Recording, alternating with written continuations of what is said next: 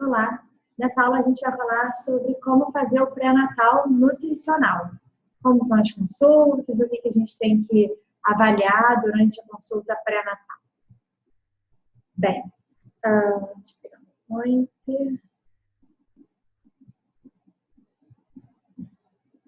Bem, esse é um guiazinho que eu considero interessante vocês seguirem, né? E na primeira consulta a gente pega os dados de identificação, história de doenças, fatores de risco na gestação, hábitos de vida, hábitos dietéticos, se faz ou não atividade física. Esse é um ponto importante que normalmente as obstetras, se a mulher faz atividade física antes de engravidar, ela mantém essa mesma atividade física durante esses primeiros 3 meses. Se a pessoa não tem hábito de fazer exercício físico, se recomenda que comece só no 2º trimestre. Tá? Se faz a avaliação nutricional completa, a gente vai mostrar todo o passo a passo, se identifica o estado nutricional, faz a programação do ganho de peso, prescreve o plano alimentar de acordo com as necessidades tanto de proteína quanto de vitaminas e minerais, e levando, lógico, em consideração todas as modificações fisiológicas. Então, aquela mulher com mais constipação, vai ter que dar uma atenção maior nas fibras, aquela mulher que tem mais êmese, né, mais enjoo, eu vou precisar entrar com suplemento, por exemplo, de gengibre, e assim por diante. Então, a gente vai tentar coletar na consulta pré-natal máximo de informação para trazer um plano alimentar para essa gestante. Tá? Então, qual é o objetivo da assistência nutricional no pré-natal? Acolher a mulher desde o início da gravidez, garantindo uma gestação saudável, o nascimento da criança no período adequado. Né? Então, tanto é importante a saúde da mulher durante a gravidez, a saúde do bebê, né? E proteger contra o desenvolvimento das doenças crônicas que a gente já falou. E por isso a gente vai precisar dar esse suporte nutricional nesse período intrauterino.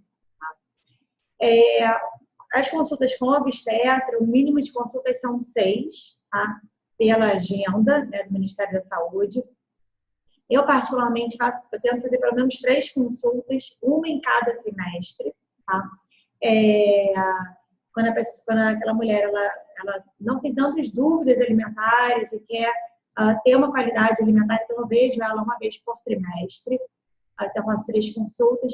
E aquela mulher que tem uma necessidade de controle de peso ou que começa o acompanhamento com um excesso de peso importante, nunca vai fazer uma dieta hipocalórica, mas a gente já tem que ter um pouco mais de cuidado nas questões comportamentais para ajudar esse controle de peso.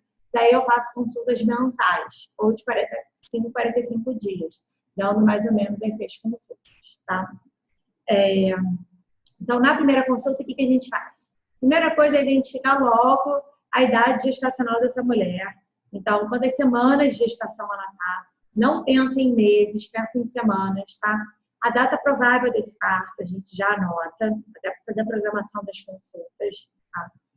O que essa mulher faz? Se ela fica mais sentada, se ela... Enfim, qual tipo de exercício, do dia a dia dela mesmo, de atividade. Quais os fatores de risco que ela tem. Então, se tem história de diabetes na família, se tem história de prematuridade, quantas, né, como foi a história reprodutiva anterior, tem história de aborto, né?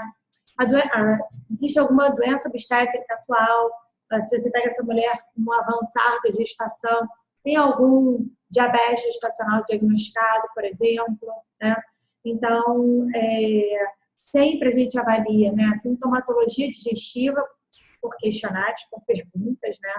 Se a mulher tem a história de pica-malácia, então de querer comer alimentos que não são comida, tipo gelo, terra, enfim, porque isso pode estar associado à carência nutricional. Tá?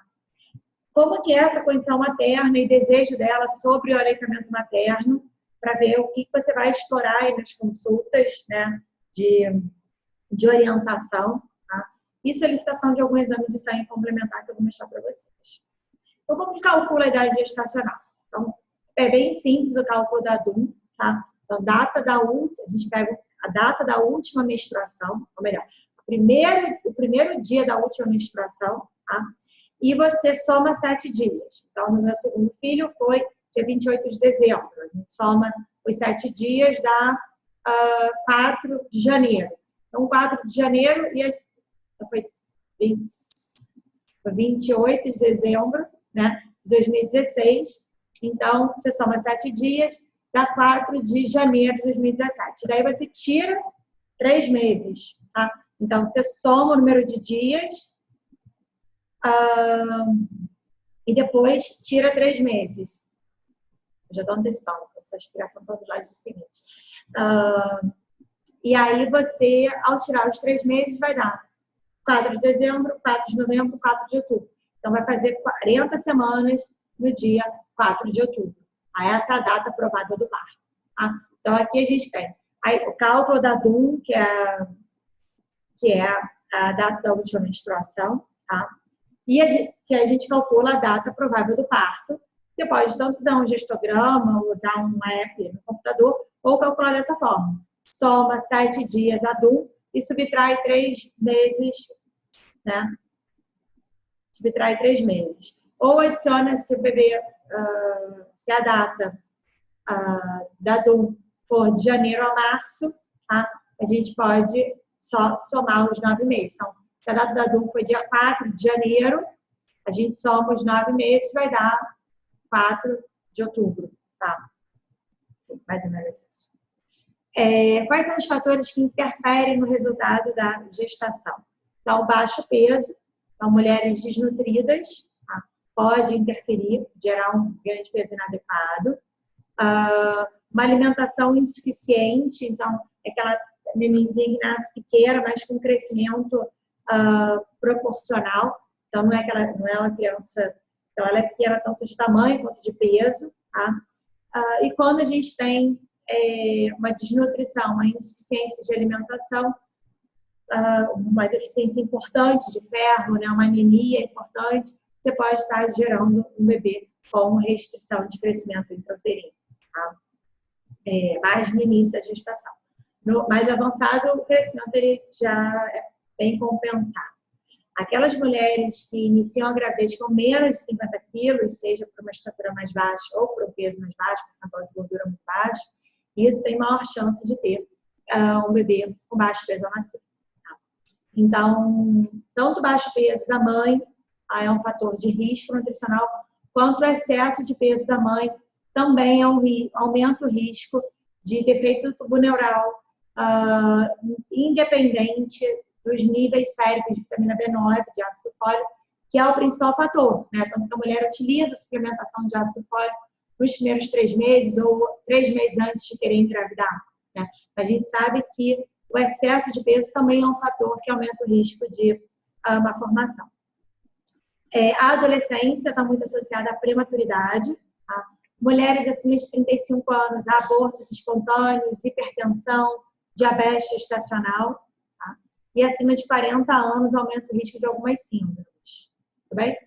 E a gente também tem situações de anemia e de infecção, também podem gerar resultados ruins, né, durante a gestação, como a própria diabetes gestacional não controlada gera macrosomia do feto com mais de 4 quilos, tá? E a síndrome hipertensiva da gravidez, que muitas vezes tem eclâmpsia, pré-eclâmpsia e a síndrome HELP, pode gerar bebês com baixíssimo peso e a necessidade de intervenção para cesárea. A má nutrição do feto vai gerar consequências no desenvolvimento infantil, claro, e aumento do risco dessas condições crônicas pelo processo de impressão e programação metabólica. Tá? Então, mulheres com excesso, por exemplo, de ingestão de açúcares ou excesso de ingestão de fast foods, de gorduras, também estão associadas a maior ocorrência de hipertensão, diabetes no feto. Tá? Você vê quão importante é a qualidade da alimentação para um ganho de peso ótimo, para diminuir o risco de malformação, mas também para garantir menor desenvolvimento das doenças crônicas na vida adulta. Tá? Outros fatores que interferem no resultado da gestação. A gente já falou vários aqui, desde estatura, peso, né? Enfim, de infecção, presença de diabetes, idade. Então, a gente vai falando de uma série de fatores. Além disso, o trabalho físico excessivo durante a gestação também está associado a baixo peso. Não é um exercício, enfim, de 1 hora que você vai fazer, mas o trabalho físico, né? Ter um trabalho com uma carga física muito grande, isso pode gerar bebês prematuros e de baixo peso. O cigarro, tá? Gera constricção de vasos, reduz o fluxo sanguíneo e promove restrição do crescimento intrauterino. Tá? Então, tanto o fumo ativo quanto o fumo passivo também aumenta a chance. Álcool, porque gera síndrome alcoólica fetal. Não existe dose segura de ingestão de bebida alcoólica durante a gestação. Tá? E excesso de cafeína e adoçantes. Tá? Também a gente não tem clareza das doses, então, sempre a menor exposição possível. Sabendo os fatores que interferem na gestação, a gente tem que identificar a presença desses fatores para ver de que forma que a gente consegue controlar nutricionalmente ou pelo menos conhecer os fatores. Tá? Então, após, né, cálculo da DUM, cálculo da data provável do parto, fatores de risco relacionados à condição gestacional, a gente vai para a avaliação nutricional propriamente dita. Toda avaliação nutricional, para quem me conhece, sabe que a gente fala sobre avaliação antropométrica, bioquímica, clínica, dietética e de exame físico. A, B, C, D e E. Tá? Então, em relação à antropometria, o que eu costumo fazer é uma avaliação antropométrica simples, de peso, CB, circunferência do braço, circunferência panturrilha, para acompanhar esse edema que aparece mais no final da gestação e sempre acompanhar esse ganho de peso da gestante. Costumo fazer também a dobra cutânea tricipital, é a única dobra que eu costumo fazer em gestante. Não faço circunferência de cintura, não faço circunferência do quadril, não do coxa, não costumo fazer essas outras medidas. Tá? Em relação à avaliação dietética, eu caso sempre, vocês podem baixar na anamnese, o questionário de frequência de consumo alimentar e o recordatório de 24 horas. Tá? Bem, a avaliação antropométrica, ela começa, a nutricionista perguntando qual foi o peso pré-gestacional. Tá? Então, no máximo 2 meses antes da concepção, ou o peso medido no primeiro trimestre. Então, esse é o peso que vale para o cálculo das necessidades calóricas e para a programação do ganho de peso. Tá? Então, a gente sempre tenta avaliar antes, durante o primeiro trimestre, ou utiliza esse peso pré-gestacional. E a estatura também é importante que a gente avalie no início da gestação, porque a postura da mulher altera muito, ocorre essa lordose e modifica a estatura dela. Então, se você for medir muito para o final, você vai ter uma mensuração errada da estatura. Tá? Mensura ou queixone. Tá? Então, como que a gente classifica o estado nutricional pré-gestacional? Tá? Então, aquela mulher que engravida com peso menor que 18,9, ela tem mais peso, 18,9 a 26, o peso normal, sobrepeso de 26 a 29 e obesidade acima de 29. Tem, né, o Ministério da Saúde, o Institute of Medicine, tem algumas variações, mas o que importa é você calcular o IMC dela e você vai jogar na curva para ver como que é esse ganho de peso. Essa é a curva. Eu utilizo esse gráfico de acompanhamento nutricional da gestante e imprimo em todas as consultas e marco. Então, esse é um gráfico que tem o número de semanas gestacionais embaixo, o IMC no outro eixo. E aqui a ideia é que aquela mulher que inicia a gestação com baixo peso, ela deve seguir essa inclinação da curva. Tá? O mesmo vale para o adequado, ela deve ficar dentro da faixa sobrepeso e do obeso. A ideia é que não ocorra a modificação do estado nutricional da mulher. O IMC vai mudar, claro, porque ela vai ganhar peso, mas a proposta é que ela fique na mesma faixa. Tá? Então, recomendo que vocês baixem esse material, esse gráficozinho. Todas as gestantes, em todas as consultas, vocês marquem o IMC delas para ver como está essa evolução do ganho de peso. Então, como que é a variação do peso e a proposta do ganho de peso? Então, no primeiro trimestre, uma perda de até 3 quilos, tá? Ou você manter peso, ou ganhar até 2 ou 3 quilos, é uma variação aceitável de peso, sem gerar prejuízo para o bebê, tá? E para a mulher. Mulheres com menos de 1,50 m, a ideia é que o ganho de peso proposto deva ser um mínimo para cada categoria de IMC. Então, existe uma faixa de ganho de peso de 7 a 11 quilos, enfim, de 11 a 16. Para quem tem baixa estatura, a proposta de ganho de peso tem que ser o mínimo recomendado para aquele estado nutricional. Tá? E sempre que ocorrer um ganho de peso, tanto para mulheres de baixa estatura quanto mulheres de estatura normal, um ganho de peso maior do que 3 quilos no mês, tá? Avaliar se tem edema, tá? O que gerou esse ganho de peso tão excessivo, tá? Se foi alimentação mesmo. E quando o ganho de peso é bem repentino, a chance de desenvolver uma pré-eclâmpsia é muito grande. Tá? Então, aqui está a proposta da programação do ganho de peso, que eu utilizo no consultório, né? Então, aquelas mulheres que iniciam a gravidez com um IMC menor de 18,5, elas devem ganhar de 12,5 kg a 18 quilos. Tá? E para aquelas que iniciam com excesso de peso, obesidade, elas devem ganhar de 5 a 9 quilos. Tá? Lembrando que aquelas mulheres com menos de 1,5 m, tá? É necessário que a programação de ganho de peso não seja essa faixa toda, seja essa faixa inferior. Tá? Então, ganho de peso médio, tá? Você vê aqui 0,4 no mês, dá 1,5 kg mês. Tá? Então, a proposta de um ganho de peso de 1,5 kg por mês no segundo e no terceiro trimestre. Então, ainda sobre a avaliação antropométrica, a gente sempre faz essa avaliação ao longo da curva, vou mostrar para vocês a inclinação, meço a circunferência do braço, meço o tríceps, tá? E circunferência da panturrilha. Então, dá para ver a mensuração de edema. Em relação à dieta, é importante que você tente avaliar na primeira consulta qual que é o consumo de refri, de bebida alcoólica, de café, de chá, quais são os chás que essa mulher ingere.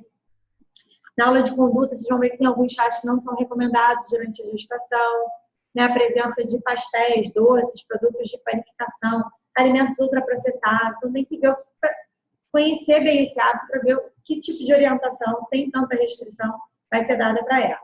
Tá? Então, investigar também, ter um espaço na consulta para investigar os tabus, né? Se a mulher acredita que cerveja dá leite, enfim, se tem alguma coisa que durante a gestação falaram para ela que tem que comer, né? Ou que não deve comer porque aumenta a alergia do feto. Então, tem muito tabu, né, a respeito da alimentação, tanto no período gestacional quanto no período de amamentação. Então, é importante que o nutricionista investigue esses tabus, tá? Dentro da parte dietética. Até mesmo quando tem enjoo, se manda consumir determinado alimento, que muitas vezes pode piorar o enjoo e não melhorar, né? E investigar se existe essa perversão do apetite, porque está muito associada à picamalácia. A picamalácia está muito associada à anemia. Então, quais são as vitaminas que existem maior demanda pela gestante? Tá? Então, B2, B6, B1, B2, né? Tiamina, riboflavina, a piridoxina, niacina e B12. Tá? Então, existe um aumento de necessidade das vitaminas do complexo B. Tá? Então, eu costumo, na aula de suplementação, suplementar essas vitaminas, tá? Para gestantes. De forma manipulada, porque fica um pouco mais individualizado. Tá? E, além disso, folato, ferro, né? Ferro, folato, zinco, iodo, selênio, vitamina A e vitamina C também aumentam a necessidade. Tá? Não tanto quanto as vitaminas do complexo B. Quais são os exames que eu costumo pedir? Tá? Então, muitas vezes o médico pede, quando ele não pede tudo isso, a gente complementa. Então, ferritina, então, hemograma, ferro sérico, ferritina, perfil lipídico, a parte mais controle glicêmico, e aqui, entre a 22ª e a 26ª semana, entra o teste oral de tolerância à glicose no tempo 0, no tempo 2 horas. Tá? Peço ainda vitamina B9, B12, vitamina D e alguns minerais. Tá? E vocês têm aqui essa tabelinha que são os pontos de corte. Tanto de pediatria muda, quais são os valores normais. Tá? Por exemplo, para a hemoglobina, abaixo de 11 é anemia. Tá? Abaixo de 8 é anemia grave. Então, são alguns fatores que a gente já visto que poderiam complicar o resultado da gestação. Tá? Então, tem os pontos de corte aqui, de ureia, de creatinina, enfim, que existe uma variação. Tá? inclusive da glicemia de jejum, que é uma glicemia mais baixa. Então, a glicemia tem que estar abaixo de 92 e não abaixo de 100, como a gente vê na pessoa, que não está grávida. Né? E as consultas subsequentes vão ser super importantes para a gente monitorar esse ganho de peso e até mesmo fazer o ajuste calórico. Então, no primeiro trimestre não tem ajuste calórico, a partir do segundo e do terceiro você tem que fazer o adicional energético e o adicional proteico, tá? Então, para, claro, checar como estão os sinais, os sintomas, fazer a orientação de amamentação. Então, você tem muitas coisas para serem abordadas nas consultas subsequentes. Uma coisa que eu gosto muito de fazer dar orientação sobre a importância do exercício físico para o desenvolvimento do feto, sobre a importância do sono, como que eu oriento, faço orientação de manejo de sono. Então, como que eu peço, né, nessas consultas subsequentes, de orientação também para a mulher em relação a manejo de estresse, como que ela equilibra melhor as atividades de vida dela, né, do dia a dia. Então, as consultas subsequentes são super importantes para você gerar esse cuidado bem holístico, bem completo para a paciente, não ficar só na questão da antropometria do controle do peso. Tá? Então, você avalia esse ganho de peso na última consulta, ou reavalia a proposta de ganho de peso total, tá? Faz avaliação dietética detalhada, questiona a sintomatologia digestiva de acordo com os trimestres, né, o que é mais comum. Tá? E, claro, mais para o final, eu costumo, lá para a última ou penúltima consulta do período pré-natal, de fazer algumas orientações de aleitamento materno, tá? Que eu vou até disponibilizar o livro, tá, numa aula mais para frente, né? De aleitamento materno para vocês. Então, um outro ponto que eu